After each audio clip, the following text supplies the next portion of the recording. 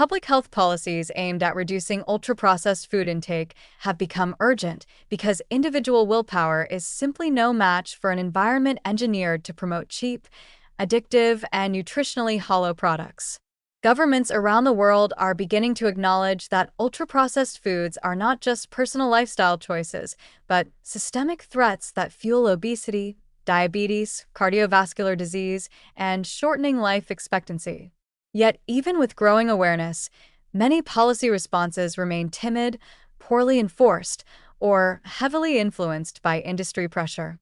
A deeper look reveals that taxation, labeling reforms, school-based interventions, and urban planning strategies are essential, but each carries serious challenges and limitations that must be confronted honestly.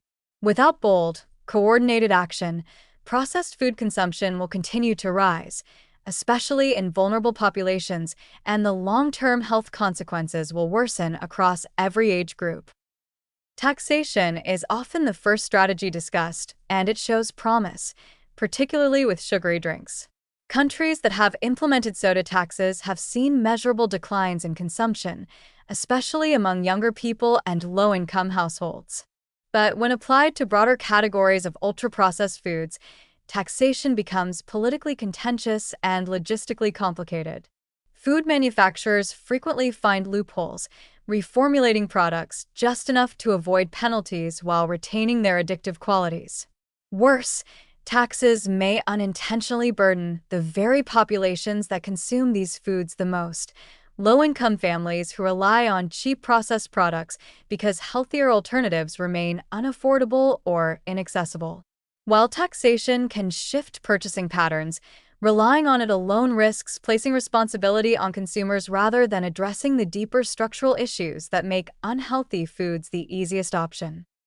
Labeling reforms are another widely promoted solution, and clear front-of-package warnings, such as high sugar, high sodium, or high ultra-processed ingredient content, have proven effective in some countries. Labels can reduce confusion, counter deceptive marketing, and help consumers recognize hidden sugars, additives, and preservatives. But labeling also has limits. Many consumers ignore them, misunderstand them, or override them in moments of stress or convenience. Companies frequently manipulate packaging to distract from warnings, using misleading claims such as natural flavor, high protein, or low fat to create a false health halo around ultra-processed products. Children and adolescents, in particular, are highly susceptible to colorful packaging and cartoon characters, which labeling policies often fail to regulate adequately. Labels can support healthier choices, but they cannot correct an environment designed to make unhealthy choices overwhelming. School programs are one of the most promising interventions because they reach children early, when eating patterns and taste preferences are still forming. Banning ultra-processed foods from school cafeterias, limiting vending machine options, and incorporating nutrition education into the curriculum can reduce intake significantly. But even here, obstacles remain. Schools often face tight budgets, making processed foods appealing because they are cheap, easy to store, and require less labor to prepare. Food companies aggressively market to schools through sponsorships, free samples, and branded educational materials that blur the line between nutrition learning and advertisement. And even if schools improve their offerings, children may still be surrounded by ultra-processed foods at home, in convenience stores near school grounds, or online through digital marketing targeted specifically at young consumers.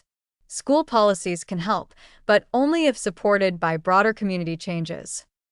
Urban planning strategies address one of the most fundamental drivers of processed food consumption, the physical environment itself.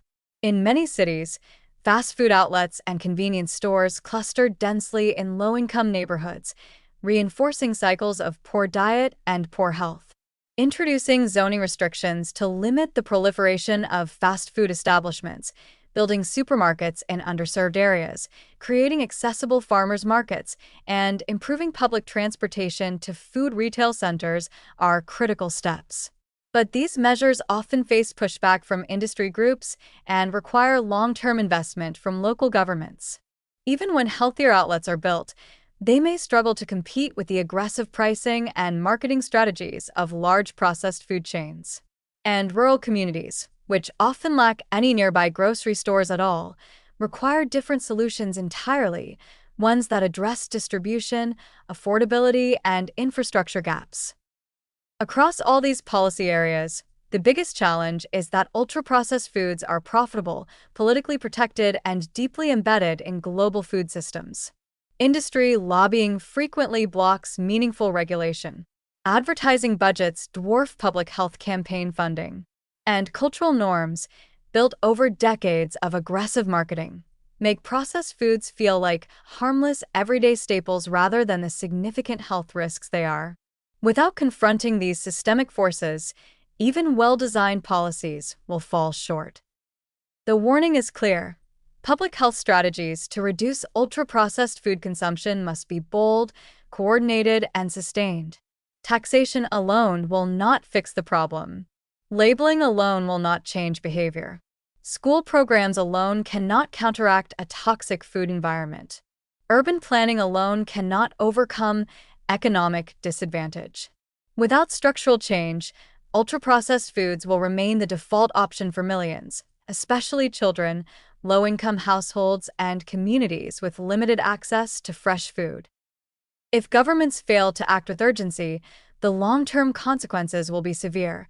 Rising rates of obesity, earlier onset of metabolic diseases, widening health disparities, and a generation growing up surrounded by foods that undermine their physical and mental well-being. Public health policies must recognize that the processed food epidemic is not a matter of personal choice.